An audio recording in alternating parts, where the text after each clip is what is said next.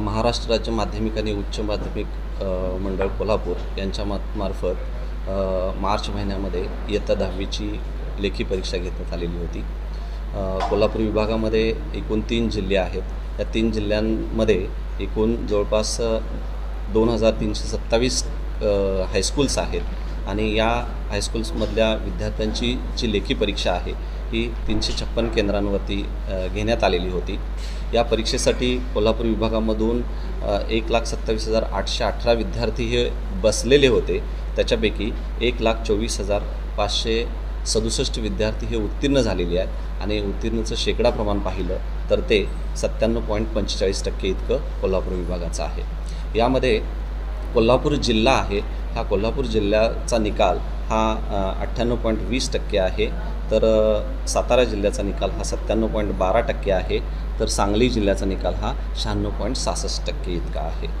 जर मुलींचं उत्तीर्णचं प्रमाण पाहिलं तर मुलांच्यापेक्षा मुलींचा निकाल यावर्षीसुद्धा जास्त लागलेला आहे। आणखीन तो जो फरक आहे तो 1.71% इतका आहे, म्हणजे मुलींचं उत्तीर्णचं प्रमाण हे 1.71%नी जास्त आहे। विभागामध्ये 10वीच्या निकालाची गतवर्षीच्या निकालाशी तुलना केली तर आपल्या असं लक्षात येतं आहे की इथं गेल्या वर्षी निकाल हा 96.73% होता, तो यावर्षी निकाल वाढलेला आहे आणि तो 97.45% झालेला आहे। म्हणजेच विभागाचा 10वीचा निकाल हा 0.72%नी वाढलेला आहे। जर आपण महाराष्ट्रामध्ये आपल्या या कोल्हापूर विभागाची तुलना केली तर महाराष्ट्रामधल्या वेगवेगळ्या विभागामध्ये 2 नंबरला निकाल हा कोल्हापूर विभागाचा लागलेला आहे। आणि सर्व यशस्वी विद्यार्थी आहेत, या यशस्वी विद्यार्थ्यांचं मी अभिनंदन करतो। ज्या विद्यार्थ्यांना या परीक्षेमध्ये यश मिळालेलं नाही अशा विद्यार्थ्यांनी पुरवणी परीक्षेमध्ये निश्चितपणे अर्ज करावा आणि जेणेकरून हे शैक्षणिक वर्ष वाया जाणार नाही याच्यासाठी प्रयत्न करावा।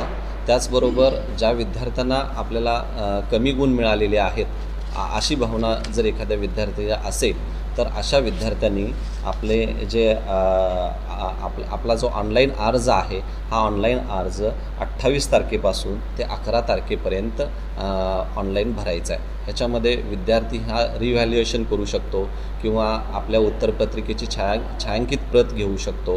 हे घेत असताना प्रत्येक स्तरावरती जे शुल्क आहे ते शुल्क भरून ऑनलाईन विद्यार्थ्यांना अर्ज केल्यानंतर निश्चितपणे विद्यार्थ्याला आपल्या उत्तरपत्रिकेची छायांकित प्रत मिळेल आणि त्याच्यावरून आपला निकाल वाढतो किंवा कसं या संदर्भात त्याची पडताळणी करता येईल।